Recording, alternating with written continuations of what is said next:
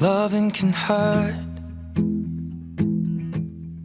Loving can hurt sometimes, but it's the only thing that I know.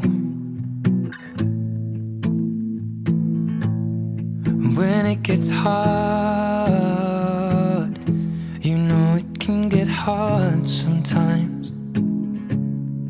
It is the only thing that makes us feel alive. We keep this love in a photograph. We made these memories for ourselves, where our eyes are never closing, our hearts are never broken, and time's forever frozen still. So you can keep me inside the pocket of your ripped jeans, holding me closer till our eyes meet. It was on a Sunday, normal Sunday, and we just doing the normal things, and that lady arrived to our house and said, "There's been involved in an accident. Ronan's been involved in an accident. Your panic stations. You definitely have panic stations." Went out to the scene of the accident, and first person to the scene was Luke, and you knew straight away that, you know, it's not like a normal accident. It's we're in trouble here. And I seen Conan, and Conan was talking, and he was seen fine. And then the last person to seen was Ronan.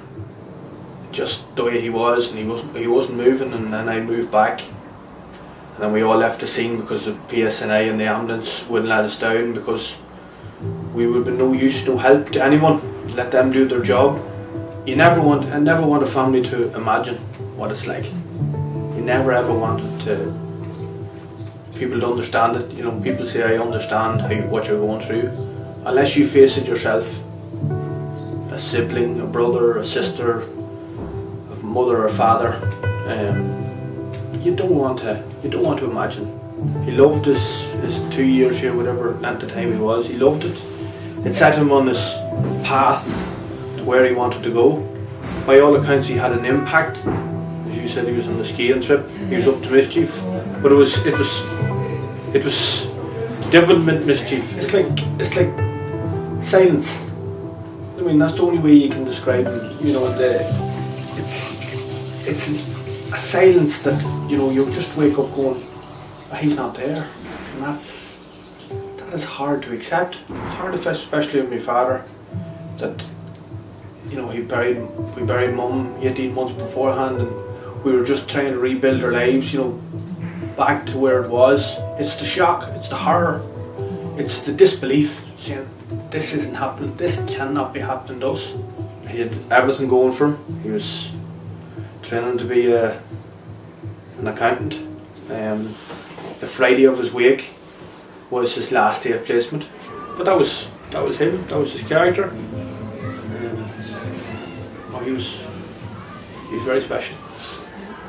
Regarding road safety, you know, it's people's choice. You're in control of that vehicle. You control the speed you go at. You control your distance. The road conditions. Yes, you have to adapt to your road conditions. But think of the family members left behind that has to pick up the pieces when they're not there.